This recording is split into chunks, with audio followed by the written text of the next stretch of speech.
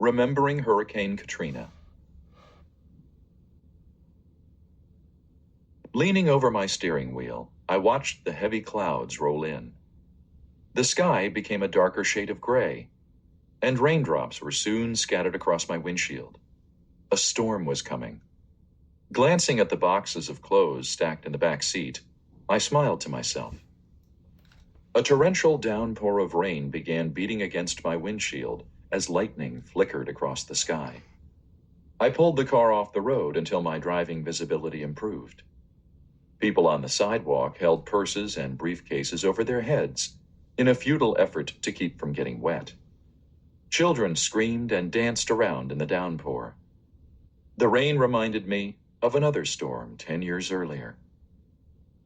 Hurricane Katrina slammed into the Gulf Coast of the United States when I was 9 years old.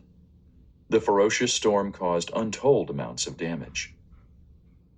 One of my strongest memories from that time was watching the evening news with my aunt. A reporter stood inside the Houston Astrodome, surrounded by thousands of people. They all shared the same weary expression. Many wore torn and dirty clothes, and some had no shoes on their feet. They slowly shuffled along, their faces full of sadness.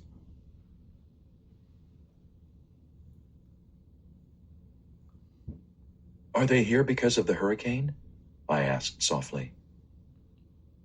Aunt Lucia nodded. "See, Hector, these people are from New Orleans, Louisiana.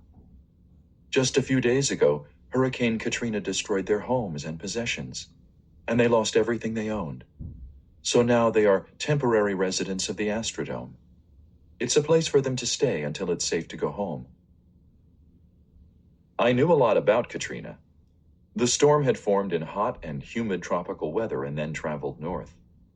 It had come so close to Texas that I worried it would strike us in Houston. It missed us, but other cities were not so lucky. The TV news reporter looked around. People tried to speak to her, but she was being selective about whom she wanted to interview. I noticed a little boy sitting behind her on a cot hugging an old teddy bear.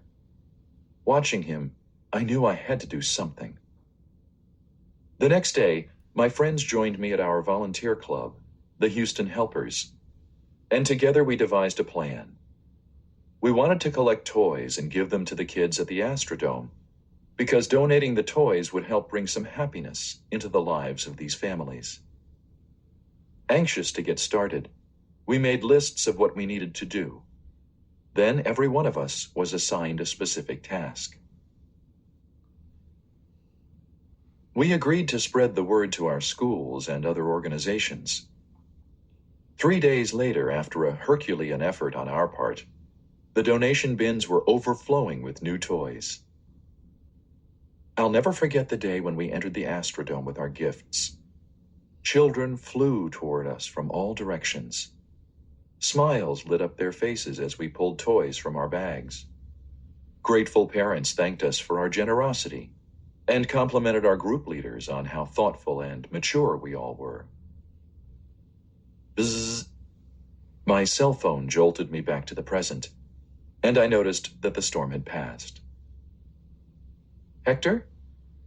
"See, yes, hi, Jeannie. Do you have the donations? A few more families have arrived, more victims of yesterday's tornado."